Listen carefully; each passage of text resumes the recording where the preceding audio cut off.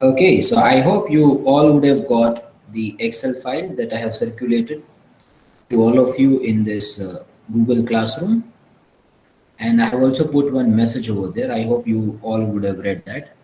Sharing my screen, and I would start this class by giving you a brief idea about that project work.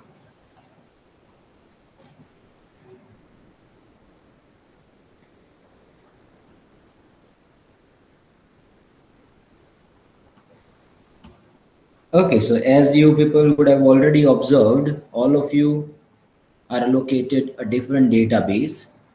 You are supposed to calculate various requirements of this capital budgeting, starting from accounting rate of return to payback period to a discounted payback period, NPV, IRR, and MIRR.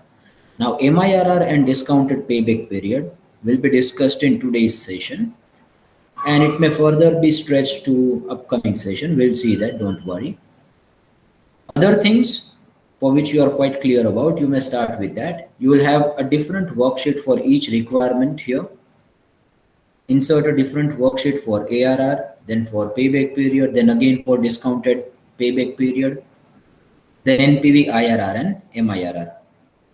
Now, how we will be doing this? As far as the ARR is concerned, you require the profits after tax and book value of investments at the end of each year so that you will be able to get the average book value of investments and average profit after tax, because that's what is required in finding the ARR, right?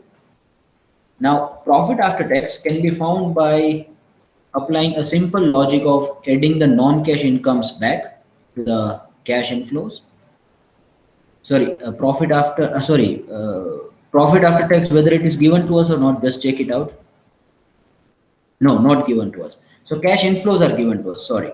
So when you have got the cash inflow, so at that point of time, uh, you will add back the depreciation part, and non-cash incomes may just be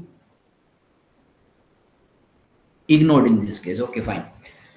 So how do you find the profit after tax from this? So cash inflow on a yearly basis you will have. Say if I write a profit after tax, cash inflow over here, then you will have the depreciation amount here, and then you will have non-cash income here, right? So how does the formula of the PAT looks like? So generally, what we have seen and done in our ARR questions, that we had first the cash inflows, and from that we had found, I guess, the profit after tax, or I guess the profit after tax would have been given to us, and from there we have found the cash inflow. But we also want here in this case the profit after tax. So in profit after tax, what we used to do, just have a note of it. We used to reduce the non-cash income from that, and we used to add back the depreciation,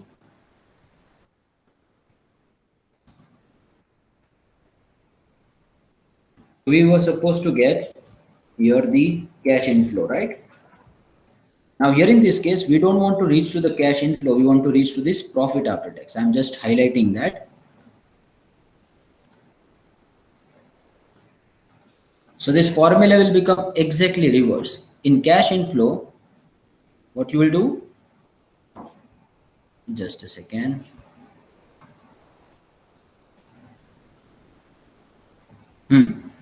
In cash inflow, you will reduce the depreciation, and then you will add the non-cash income, so you will reach to PAT, because the formula will become exactly reverse. No, say if you just assume this PAT as XX amount here, so you will write something as a non-cash income, you will also write something as a depreciation.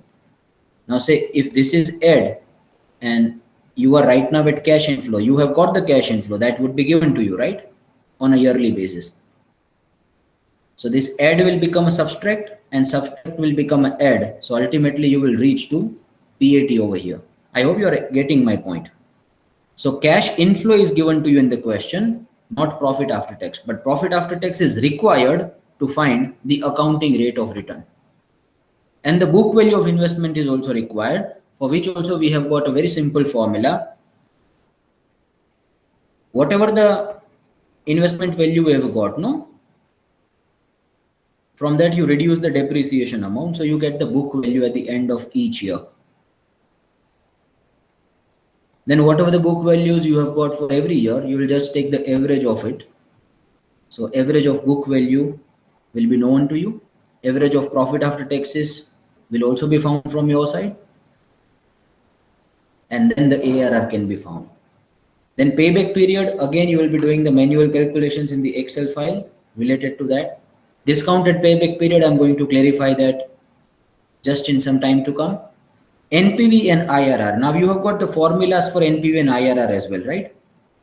Now friends, you will be doing first the manual calculations in NPV and IRR, and then you will use directly a formula function called NPV and IRR, and you will just cross check that whether the answers are matching or not.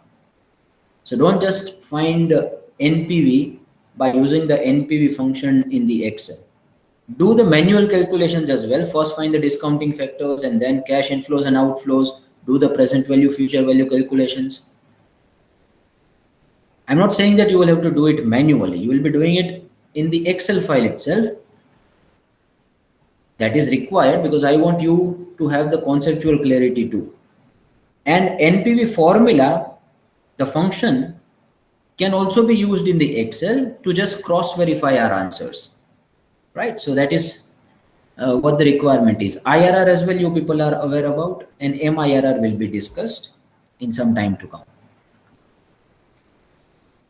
Everyone would have got the data. You will get your respective data and you will start working on this. May I have a confirmation till now that you have got everything?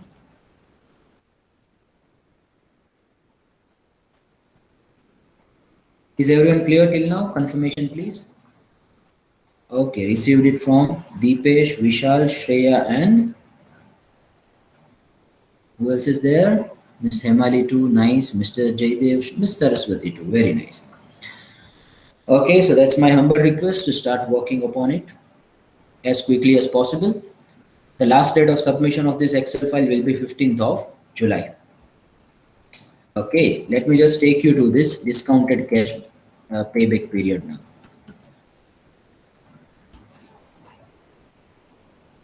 Okay, so friend, the fundamentals are not getting changed as far as this payback period are concerned.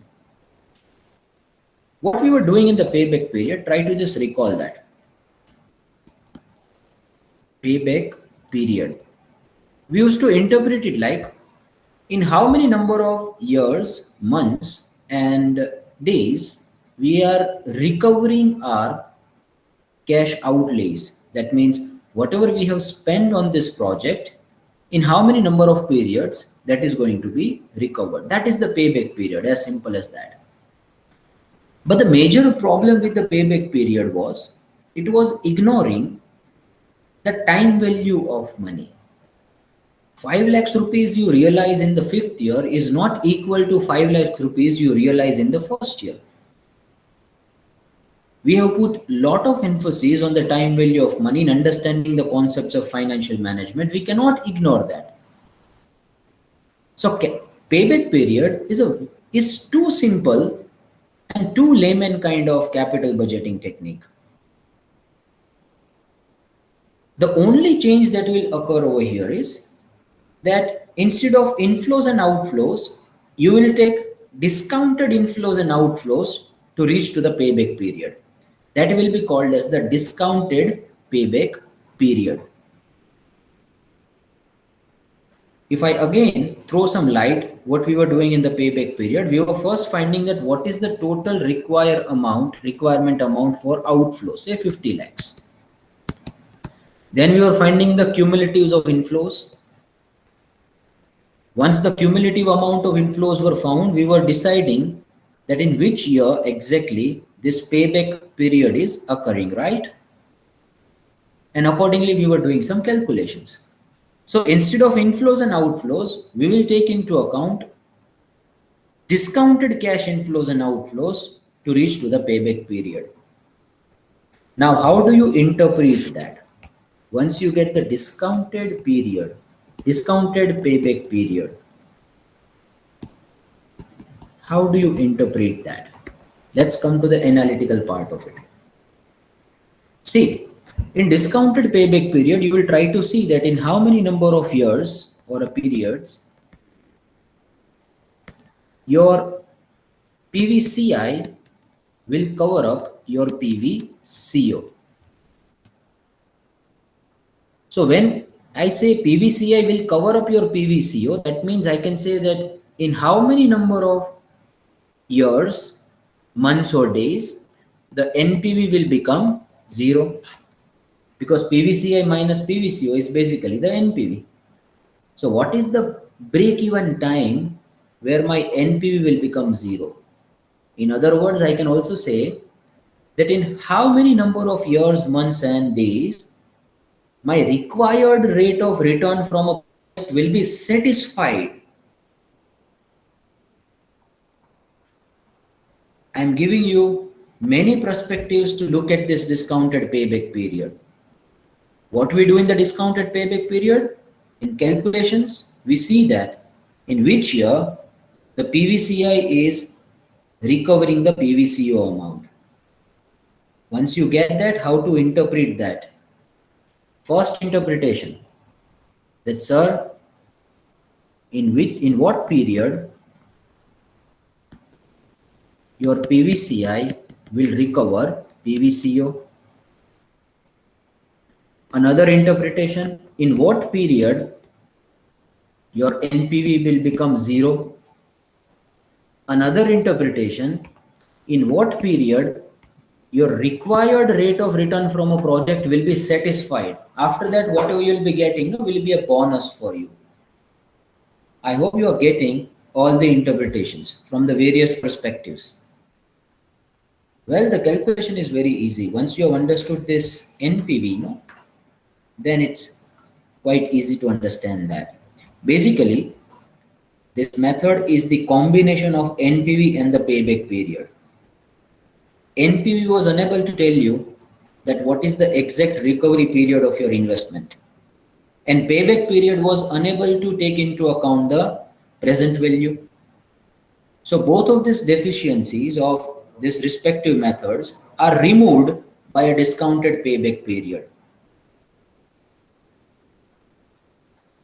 तो कुछ हमने NPV से लिया, कुछ हमने payback period से लिया, और दोनों को मिला के एक बना दी और नई method, discounted payback period. Okay, now without wasting much time, we may just start the calculations of it. So we will be requiring the discounted inflows as well as the outflows. You may just write this number somewhere in your Excel file so that we may move ahead with the calculation aspect. And once it is written in your Excel file, you will just put a confirmation in the chat box so that I'll move ahead.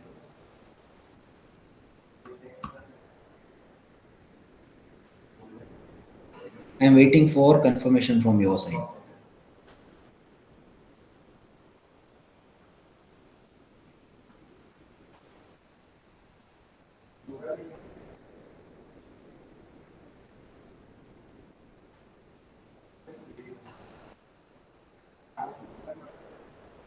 I'm keeping it open over here so that you can write it from this.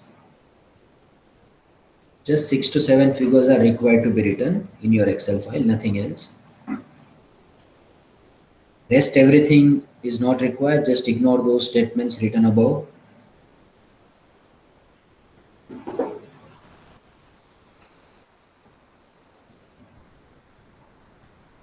Okay, Miss Hemali has done it.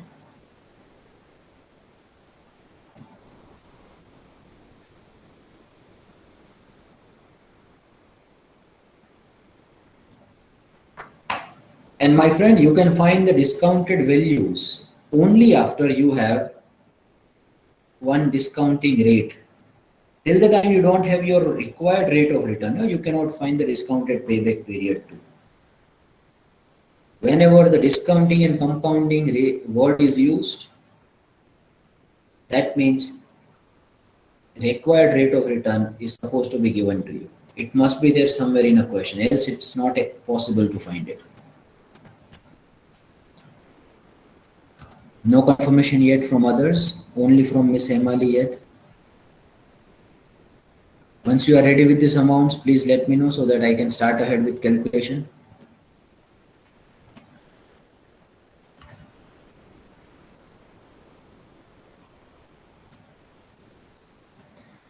Okay, just write 11 percentage somewhere here. That will be taken here to calculate. We want discounted factor, right? Discounting factor. So what we do?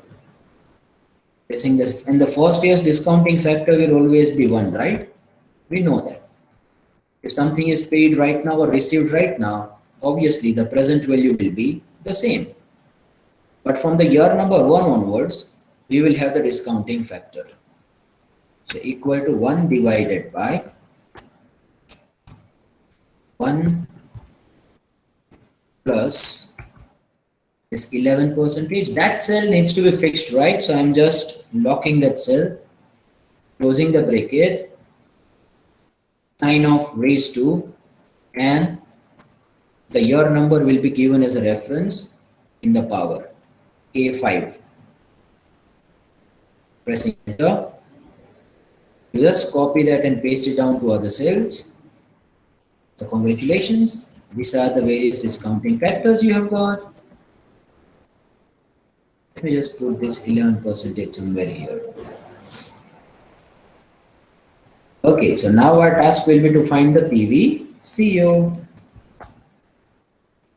equals to outflows multiplied by discounting factor. Copying that and paste into all other cells.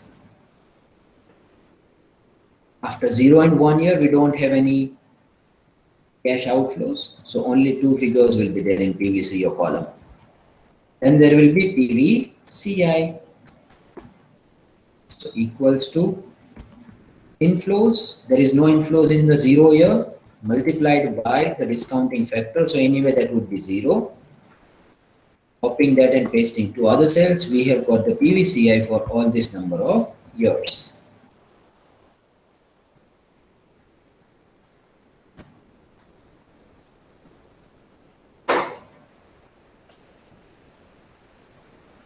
Okay, may I have a confirmation from students that all of you are there with me till now?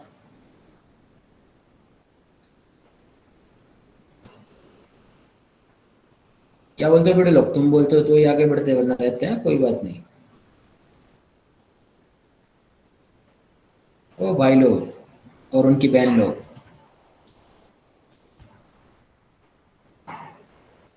Okay, Mr. Vishal is ready. Amazing. Miss Shreya is ready too. Amazing. Nice to see that.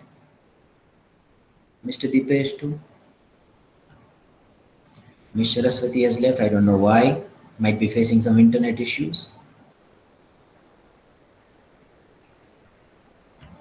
Fine, no worries. You may use calculator, you may do it manually, or you may use the Excel file as well. We have done quite a lot of practice of this, so it's okay. You may have any other way to do this. So let's first find the total of PVCO. So equal to SUM, opening the bracket. And I'm finding the total over here only. That is somewhere around 48 lakh 1802. I'm highlighting that in a different cell, in a different color, sorry.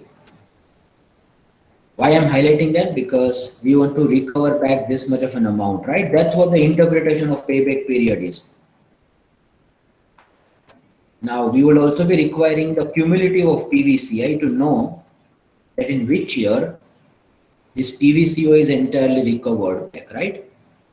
So I can write cumulative PVCI in a very next column. So equals to this, equals to selecting this G4 plus the PVCI of the first year. So we have got the total of first. Now I'm just copying that and pasting to next cell. So that means G5 plus F6 you have got, right? Copying that and pasting again down to all other cells. So we have got the cumulative PVCI for all these years. I can identify that my discounted payback period is falling somewhere between third and fourth year. So again, highlighting those cells in a different color.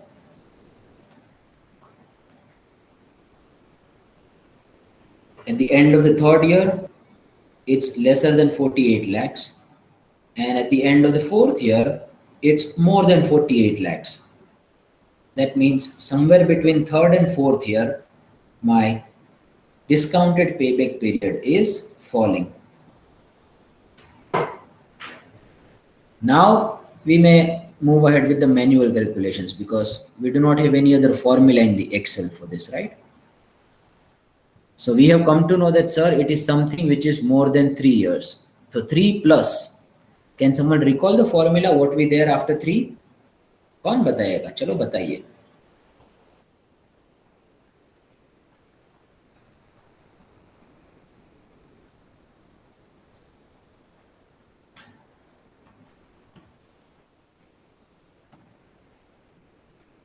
Nice to see Ms. Saraswati has joined again. I guess she might be facing some problems there. In internet connectivity issues, you know. कुछ चीजें हमारे control के बाहर हैं. कौन बताएगा? What should we do here?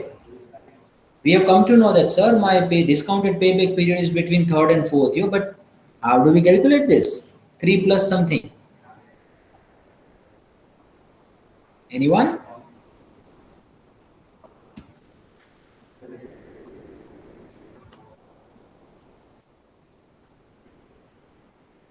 अरे भैया भूल गए सब लोग, भूल गए. Remaining amount to be recovered divided by the cash inflow of fourth year. Recall, try to recall it. Remaining amount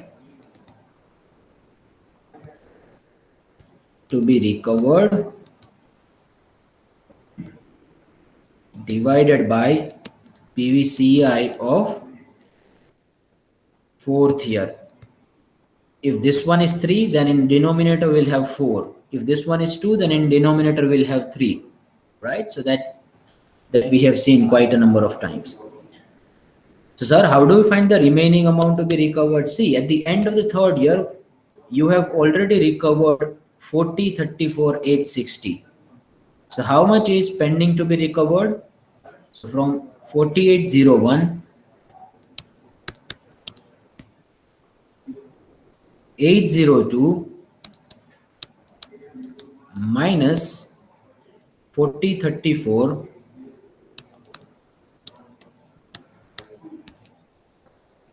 860. That is the pending amount to be recovered back, right? And sir, the PVCI of the fourth year will be this one. Earlier we were just doing it by taking the cash inflows. Here in this case, the only difference is that instead of cash inflows, we take the discounted cash inflows. As simple as that. Okay, so in denominator we'll have 1053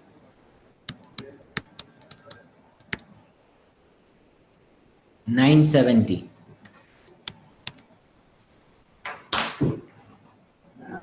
Let me do it over here. 4801 802. I have written it just to tell you that how it's being calculated. 4034 860. So 766 942 in the numerator. And let me just divide that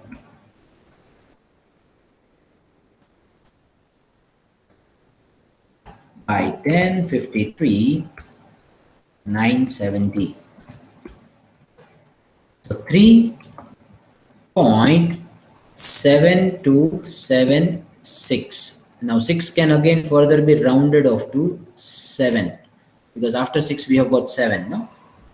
Now there is no rocket science to get this payback period. Yeah? Try to understand. It's just a cross multiplication. See, if the entire 1 year will be taken, entire fourth year, in total it's a 1 year, right? Entire fourth year will be taken to recover 1053 970. Then the pending amount which is required to be recovered back from the project is how much? It's just a 766 or something. So for that, how much year will be required? So you will get some answer in point, as simple as that. Okay, but sir, the problem is that you cannot write 0.7277 years, no, because that doesn't look good. It must first be converted into number of months. किसी को बोलो कि तुम 7 point तो तुम 3.72 month के बाद आना, तो कैसा लगेगा? वो बताएगा एड़ा है क्या? So we'll be finding in number of months, right? So say 1 year equals to 12 months. Then 0.7277 year will be equal to how many months? So 0.7277 multiplied by 12. So what do we get? Can someone tell me, please?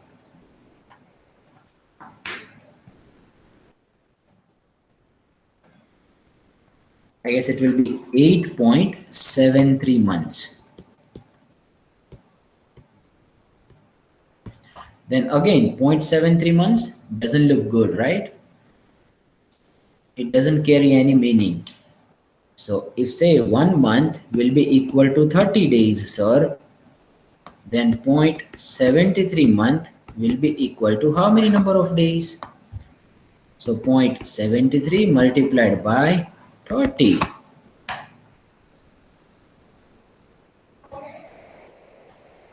So equal to 0.73 multiplied by 30. So we get 22 days precisely in 9th month. So see, my final answer will be, first of all, do not forget that you have got 3 years here. Let me highlight that in a different color. You have got 3 years, right? Then there were 8 months, right? And 0.73 was converted into 22 days. So your answer shall be 3 years, 8 months, and 22 days.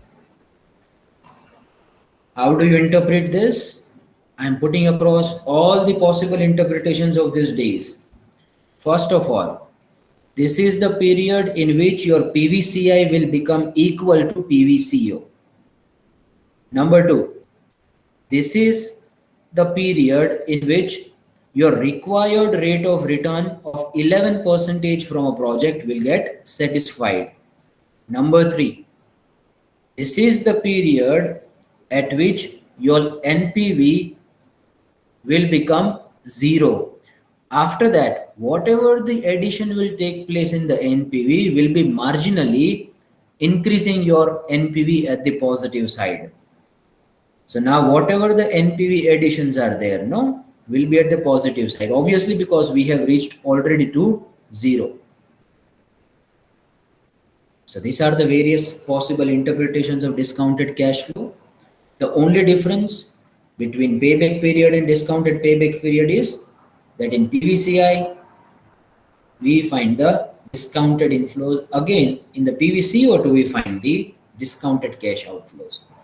This is the only difference. So these 3 columns will be added further in the discounted payback period. Rest everything is same. May I have a confirmation from all the students that you have got till now everything? यहाँ तक हर कोई मेरे साथ में है भैया? It's nice to see that Mr. Jaidev and Vishal have got the answer. Sending you the appreciations to both of you in terms of the emoji.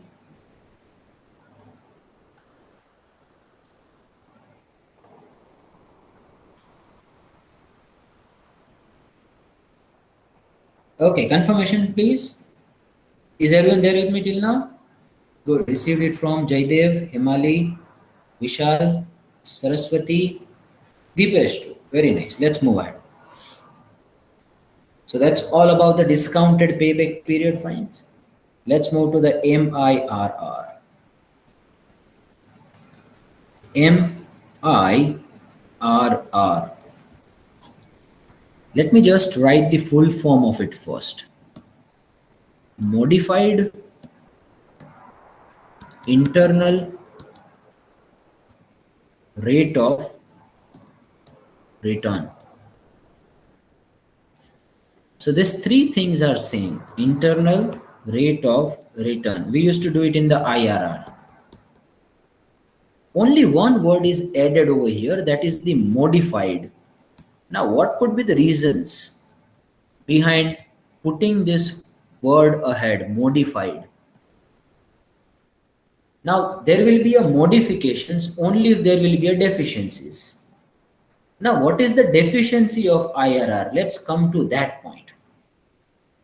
Now deficiency of the IRR comes from the fundamental assumption of the IRR. Now let me come to the fundamental assumption of the IRR. Sir, the fundamental assumption of the IRR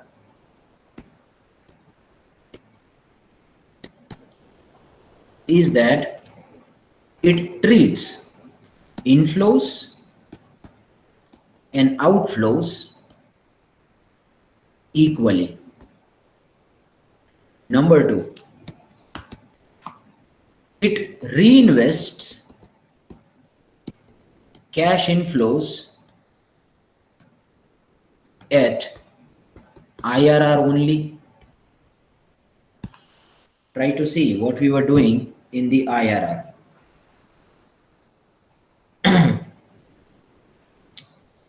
We were finding the two rates and we were finding that exactly at what rate of return my NPV is becoming equal to 0, right? Now exactly at what rate of return PVCI becomes equals to PVCO. That was again the interpretation of that. That means we were finding the exact discount rate at which the inflows were becoming equal to outflows. So we were finding that rate only. Now say here you have the positive amounts which are inflows. Now this IRR assumes that whatever the interest of 20% you get or 15% you get, the IRR is right now say 17%, then you get the interest or return of 17% only on all these inflows. First of all, why do you do the discounting?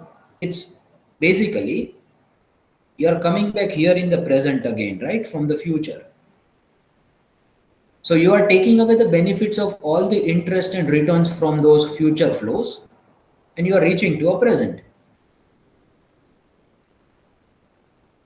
So all the cash inflows shouldn't be reinvested at the IRR itself. There may be a different requirement for an investor for cash inflows and outflows. Number three, see, IRR will remain constant for all this number of years, right? Say 17%. It is basically the discounting rate we have found at which the NPV becomes equals to 0. But this 17% will be constantly applied throughout this life of the project in all the number of years for inflows as well as for the outflows. That's what the problem is. How can you apply 17% throughout all the years? Someone may ask the question. Because in the last lecture as well, we had seen that in NPV there is a provision. You can change your required rate of return after some number of years based on your circumstances. After 5 years, if someone's required rate of return becomes different, then whether IRR will take this into account? No. IRR will remain constant throughout this all the years, 17%, right since beginning to the end. It is basically the actual rate of return you have got from the project. By assuming that cash inflows will be reinvested at the IRR.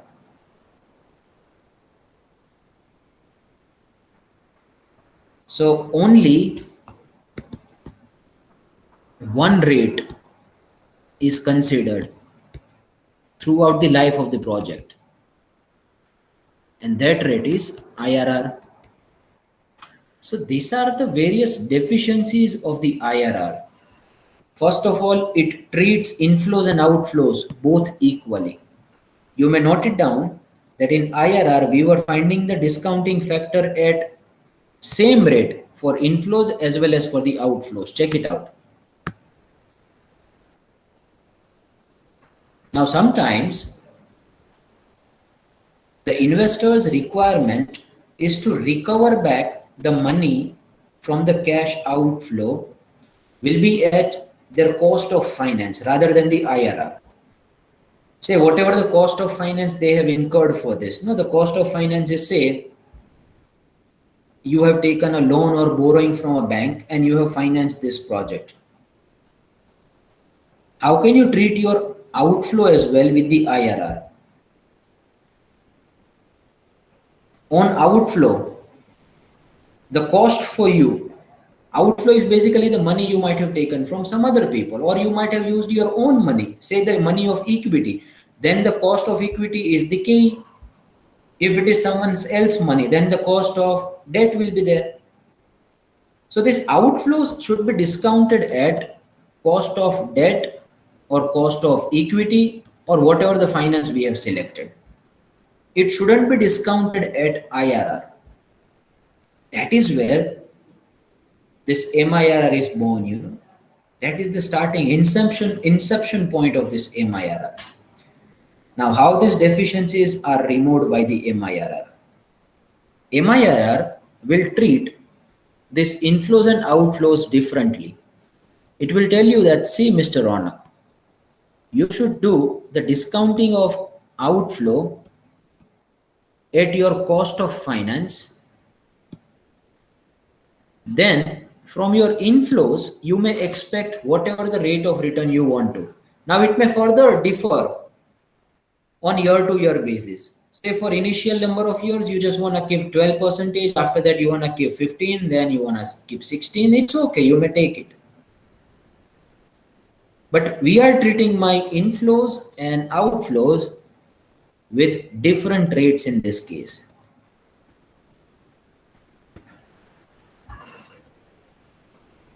Inflows will be discounted at 18%. Outflows will be discounted at 12%, which is the cost of finance in this case. I hope you are getting my point. I'm again clarifying entire logical flow. Just in a minute, everyone, please put the focus as much as possible. MIRR stands for the modified internal rate of return. Now, when does the modification requirement takes place? Only if there will be some deficiencies. What are the deficiencies? The deficiencies lies in its fundamental assumptions. Number one, inflows and outflows both are treated equally at the same rate of IRR, which is wrong. Inflows may have a different discounting rate, outflows may have a different discounting rate. Number two, it reinvests the cash inflow at IRR only. It is impractical, unrealistic to assume that cash inflows will be reinvested at IRR. In some of the projects which might sound very profitable in inflows and outflows, say the IRR comes around 30%. So will you conclude it like on reinvestment of the cash inflows, you will get 30% of the return? Is it possible? Can you be sure about it? Possibly may not be. Well, so that's why we may have a different reinvestment rate of inflows, which might be other than IRR itself. That's why there is a requirement of modified internal rate of return. And the third one, that during the calculation of IRR, we only use one discounting rate, which is basically the IRR. See, to find the IRR, you do some approximation activity, understood? You take the two rates, but IRR itself is a one rate, right? At that rate, PVCI becomes equals to PVCO. That means we do the discounting of PVCI and PVCO both at IRR only, so that NPV becomes 0. Now, how can you take only one rate? If there will be a different kind of project life cycle, In some number of years, you have a different rate of expectations. In some other number of years, you have a different rate of expectations. What will you do? If you want to take few more discounting rates, then IRR cannot be helpful. So that is why MIRR is born. Now, may I have a confirmation as far as the conceptual understanding of MIRR is concerned? All of you, please.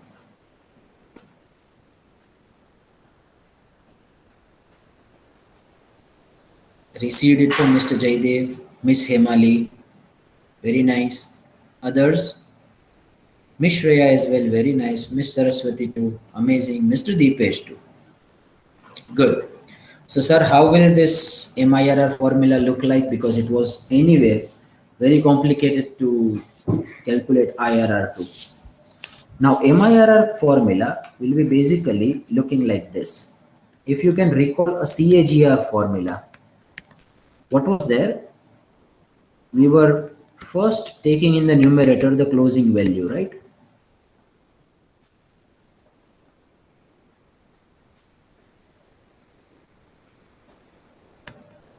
Closing value. Then in denominator there was opening value. Try to recall the formula of CAGR. That stands for compounded annual growth rate. Just a second, laptop is getting hanged.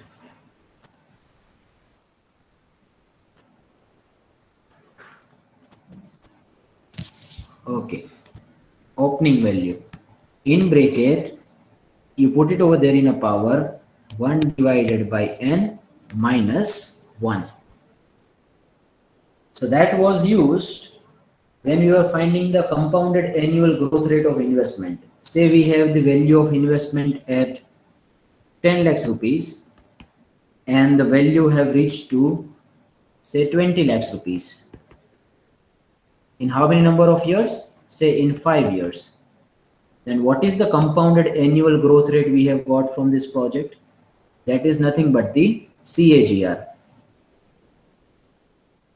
So in this case too, we'll find the opening and closing value in MIRR.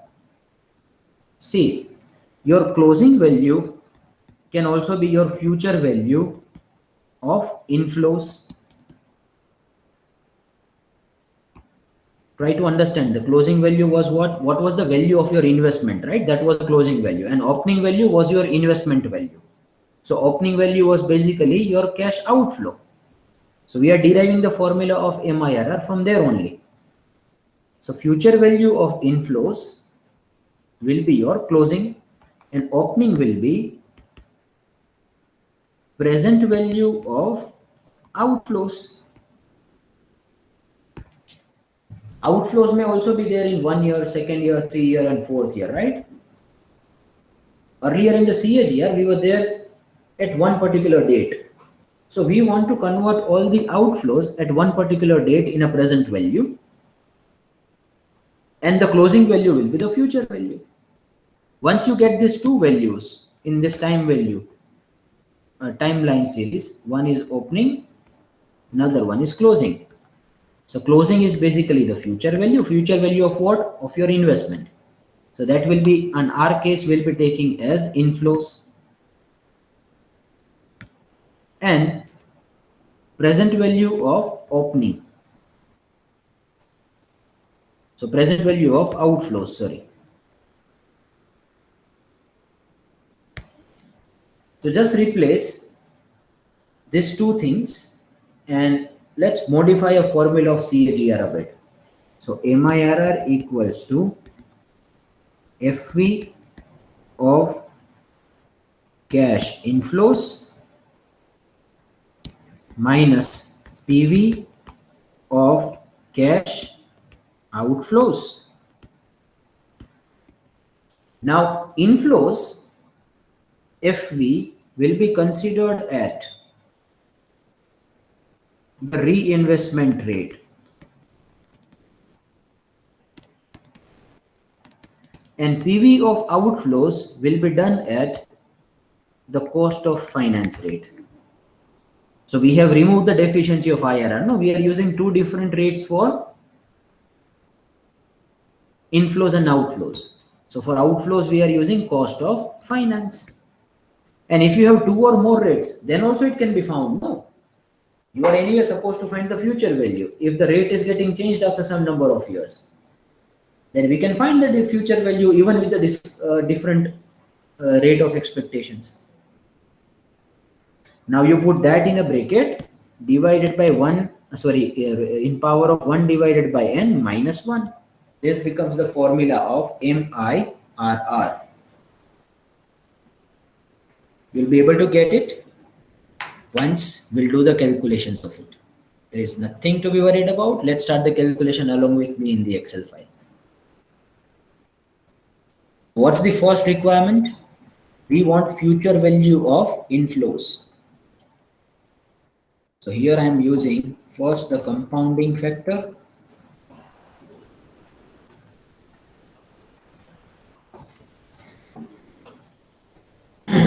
We also want to get the present value of outflows. So we'll be finding the discounting factor too. Now you can relate to my statement. No, I was telling you that, friends, please put the focus in the time value of money. मैं चिल्ला रहा था, लोगों को बता रहा था कि टाइम वैल्यू मनी को लाइटली मत लो, ये बहुत काम आएगा, बहुत काम आएगा. देख रहे हो टाइम वैल्यू मनी से ही सब कुछ हो रहा है. Okay, so this compounding factor will be of only the inflows, right? So how do we find the compounding factor? 1 plus the rate for inflows will be the reinvestment rate, right? So I'm putting 18% there, closing the bracket, and raised to, and in MIRR we also assume that you invest and all the cash inflows and outflows are occurring at the beginning of each period. So 4th year's investment will fetch the return for 7 number of years. 4th year, 5th year, 6th year, 7th, 8th, 9th, and 10th. So it will remain invested for 7 number of years, right? Starting from a 4th year to 10th year. So raised to will be 7. All the formulas will be same. Instead of 7 in the next case, it will be 6. Then it will be 5. Then it will be 4. Then it will be 3. Then 2. And then 1. So this all will be my compounding factors.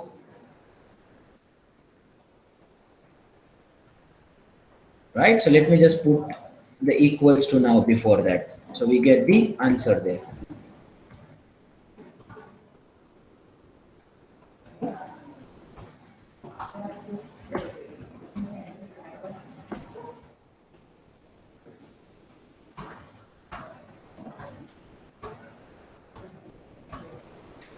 Good. We'll also be finding the discounting factor. So what did I say? That sir, we assume that inflows are occurring at the beginning of each period. So at the beginning of the first period itself, you have the cash outflow. So that means it will be a present value only, right? So that will be taken just as 1. So it is first year given to you, understood. But any inflow or outflow you are doing at the very beginning of the period, that means that year's interest will not be included in that, right? पहले साल का beginning मतलब अभी हो गया ना, अभी से अगर तुम पहला साल गिनना शुरू करो और उसके बिगिनिंग में, that means you are there into a present value. So discounting factor will be taken 1 for the first cash outflow. Then for the second one, it will be taken 1. So 1 divided by, and this discounting factor will be found by applying the cost of finance, not the reinvestment rate. So 1.12 raised to 1. And for the third one, it will be raised to 2. So basically our discounting factor will start from second year onwards.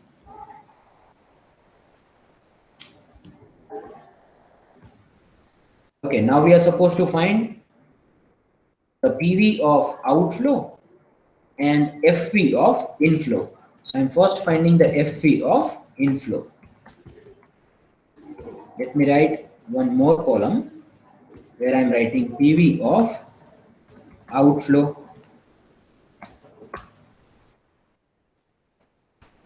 Just a 1 minute, I'll be completing this in a minute. So FV of inflow will be equals to, acha, FV starts from the fourth year onwards, right? Because from there the inflows are starting. So equals to this inflow multiplied by compounding factor. That becomes your FV. And outflow will be equals to discounting factor multiplied by the cash outflow.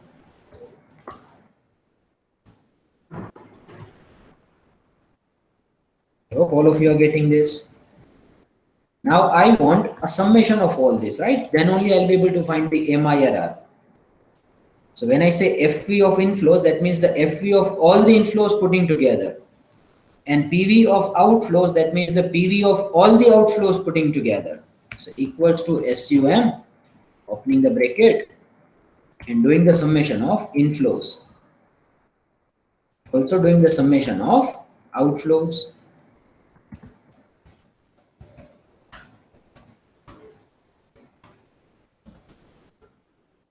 This is my PVCI, and this is my PV. No, not PVCI, sorry. This is my FV of inflow, and this will be my PV of outflow. Let me highlight that in a different color.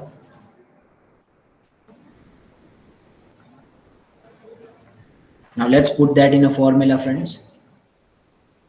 I'm writing that again.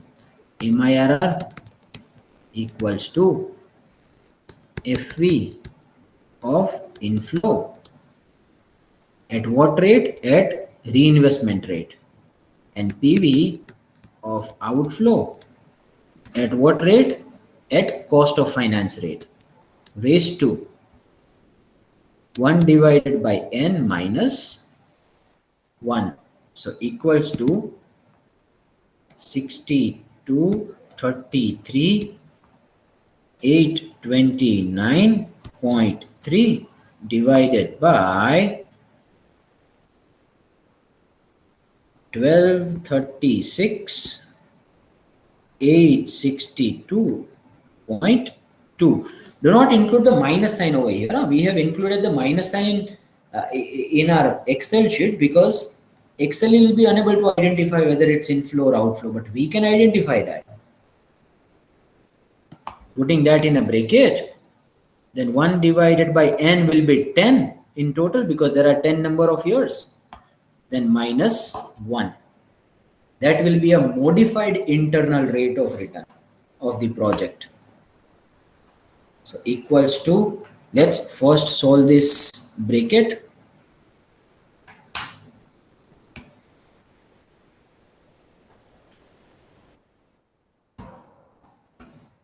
We get 5.04004 raised to 1 divided by 10 minus 1. Now here, if you are doing it manually, then you will be stuck. But in Excel as well as in a scientific calculator, you can just solve it within a fraction of a second. Manually, you will have to take the log of this value. I hope I would have taught you in the time value of money how to take log. So let's assume this value as x equals to 5.04004 raised to 1 divided by 10. So take a log on both the sides. Log x equals to 1 divided by 10. Whatever is there in a power will come into a multiplication, a property of logarithm, right? Multiplied by log of 5.04004. So now you will have to just take the log value of this. Now I don't have the much time right now, and if I'll be finding the log table, then it will be taking much time from my side. We'll do it manually in the next session, nothing to be worried about. I'm just doing it in the Excel quickly. So equals to 5.4 raised to, in bracket again, 1 divided by n will be 10, and whatever you have got equals to this minus 1, so you get this MIRR. Let me first convert that into a percentage. So your MIRR is basically 17.556 percentage. And I have done this Ram Kahani, the manual calculation, but there was a function called MIRR as well, which is so easy to use. Then you will start scolding me that sir, आपने मेरे को ये क्यों नहीं बताया पहले? बेटा वो इतना easy है तो मेरे को shortcut बाद में लेने हैं. पहले long cut here.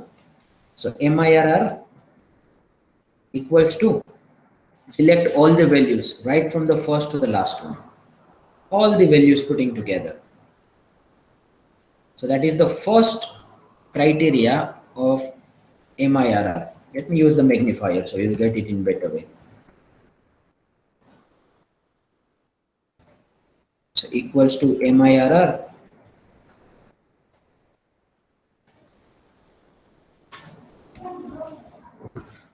First is values. So selecting all the values from the first to the last one, comma. Then you will select the finance rate. Finance rate is how much? 12%. Selecting that cell, comma. Now you will select the investment rate. Investment rate is how much? 18%. Closing the bracket, pressing the enter. So that's 18%. Let me increase the decimals here. So that's 17.51% in this case by using the MIRR inbuilt formula. Now you must have observed that there is a little difference of 0.04 or 0.03. Now that will occur.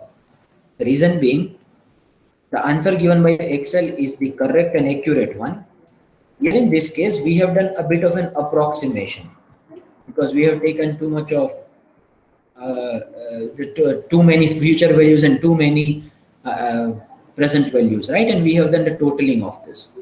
Because of that, a bit of an approximation takes place. That's why the answer we have calculated manually will be slightly varying to the answer given by the Excel in the MIRR function.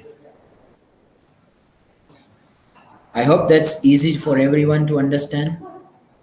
सब कुछ आ गया है यहाँ तक, MIRR तक confirmation हो जाए please, छोटा सा. Is everyone there with me for MIRR? Really nice. Received it from almost everyone. If you are stuck anywhere, couldn't understand anything, please let me know immediately. Okay. Thank you so much, friends. Thank you so much for being over here for this extra edit time. See you soon in the next session. Please put your enrollment number as a mark of your attendance for the day. Bye-bye. Take care. Sayonara. Enjoy the rest of the day. That's officially the end of third module. And fourth and fifth will not be taking much time because they are smaller in quantity. Thank you. Thank you so much. Bye-bye. Take care. Sayonara.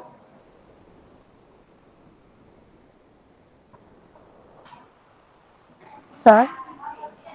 Yes, Shreya. Yeah, my attendance is visible now. Yes, it's visible, Shreya. Fine. Okay, thank you, sir. Yeah, okay, yeah.